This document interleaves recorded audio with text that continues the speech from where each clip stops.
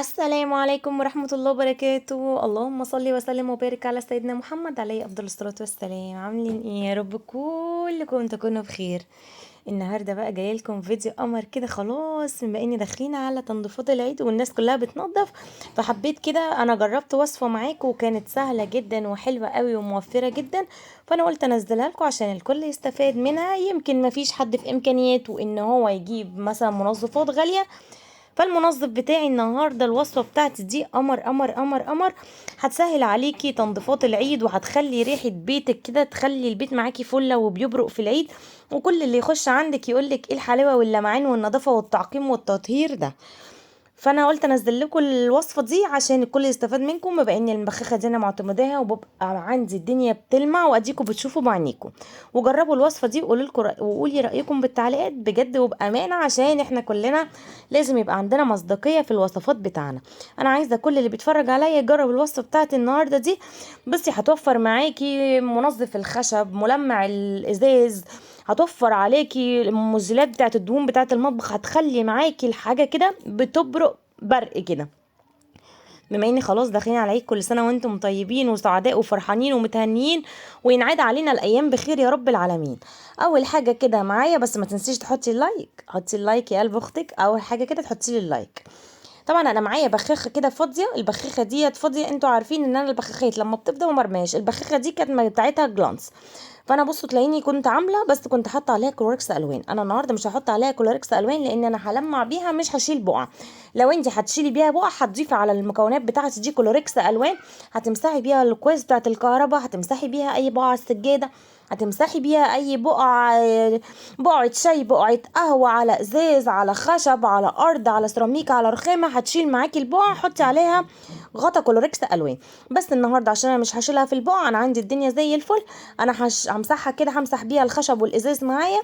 فانا رحت جايبه، بجيب غطا كده برسيل جل او صابون مواعين عندك ايا كان، بس انا عشان انا بحب الروايح تبقى معايا الريحه مفحفحه كده، بحب الحاجات اللي هي باللافندر، بموت في حاجه اسمها لافندر. فكان عندي اللي هو اللافندر ده، جبت مسحوق سائل المواعين دوت، كان هديه على جيركن بريل المواعين.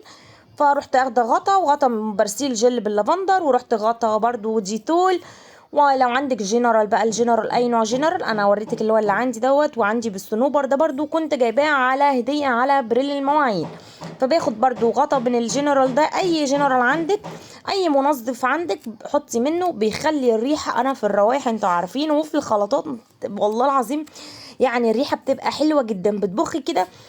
كل اللي بيخش عندي قسما بالله بيقول لي هو انت رشه ايه، انت عامله ايه. ولو دخل حد والله العظيم وحياة ولادي ما بكدب عليكم، دخل لي حد يعني من قيمه كام يوم، قال لي انا شامه الريحه دي من تحت، هو ايه ده، انت رشه ايه، انت عامله ايه. والله العظيم غير النظافه والريحه والتعقيم. فبصوا بجيب حوالي غطا كده من الجنرال، اي جنرال عندك، فانا بحط ده على ده، صنوبر على اللي هو العادي ده. وهكمل البخاخه كلها خل، هكتر من الخل يعني، حطوا حوالي كوبايه خل، عشان الخل انتوا عارفين انه بيطهر ويعقم. الخل حلو جدا جدا جدا، واكيد المكونات دي موجوده عندك، وهزود الباقي ميه. طبعا انت لو عندك اللي هو المحقن اللي انت بتحطي بيه دوت، حطي بيه اوكي، مفيش اي مشكله، عشان ما تقعيش كده من على الرخامه، من زي ما انا بوقع كده. بس عشان انا الرينج لايت كان على اليمين، انا مش عارفه اصور من بايدي الشمال، فانا كنت بقلب، وهنا كنت بملى الميه، هزود بايد البخاخه ميه. وجربي بقى الخلطه دي، ما اقولكيش والله العظيم على ضمانتي، جربيها، جربيها هتوفر معاكي. وانت بتمسحي النجف امسحي بيها، بتخلي النجف برابرق كده، والله العظيم حلوه جدا. على الخشب بتخلي الخشب حلو جدا. على الازاز، ملمع ازاز، بديل كل المنظفات وكل الوصفات اللي في الدنيا كلها، غير ان هي بتعقم وتطهر وبتخلي البيت والله العظيم بيبرق. كل اللي هيخش عندك هيقولك الريحه غريبه، هيقولك في ريحه حلوه. فانا الوصفه دي معتمداها. غير ان الديتول كمان عايزه اقول لكم ان انا كنت سايبه فيه تفاح وفيه موز كمان عندي في المطبخ، سبت يومين وسبت الشقه ورجعت لقيته عامل هاموش، بس طبعا انا ما صورتلكوش لان انا مش كل حاجه بصورها. كان عامل هاموش. فالخل مع الديتول يا دوبك عملت البخاخه دي ورشيت كده على الرخامه ومسحت، بسم الله ما شاء الله، في خلال اقول لك ايه 3 ساعات انا ما اعرفش الهاموش راح فين اصلا. يعني بخي منها على الرخامات، على في باسكت الزباله، لمعي بيها بتطرد اي هاموش طبعا، لان الصيف انتوا عارفين الصيف ومشاكل الصيف مشاكله كتير قوي. بصوا طبعا انا لسه ما عملتش تنظيفات، انا عندي عامله تنظيفات العميقه في المطبخ وفي الشقه. انا هبقى انزل لكم جولات، اللي عايز تنظيفات يبقى يكتب لي كده ان انا لسه هبدا ان شاء الله دلوقتي يعني. انا هنزل لكم الفيديو دوت، وان شاء الله هبدا كده ان انا افرش الشقه عندي.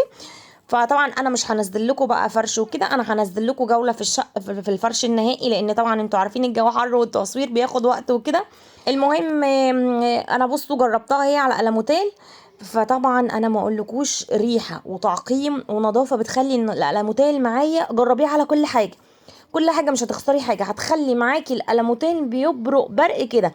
وهتخش برضو على الازاز. بصوا طبعا هي عايز خرقه بقى ناشفه بعديها تمسح. بصوا الازاز تلاقيهم مثلا مدهن شويه مطرب شويه على الازاز برضو بتاع المطبخ كده. ازاز المطبخ انا جايبه لكم يعني اكتر حاجه المطبخ ان هي بيبقى فيه الدهون وفيه الاتساخات كتير.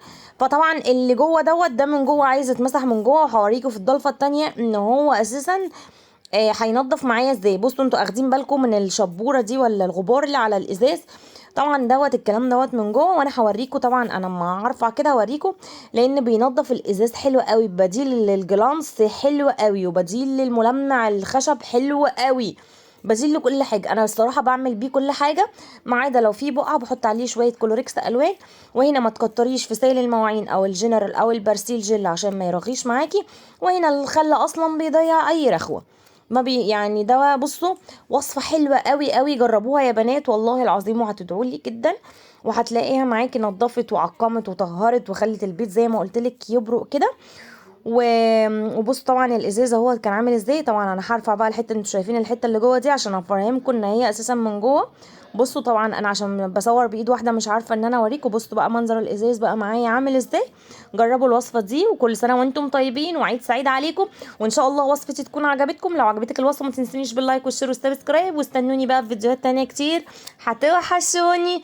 الى اللقاء.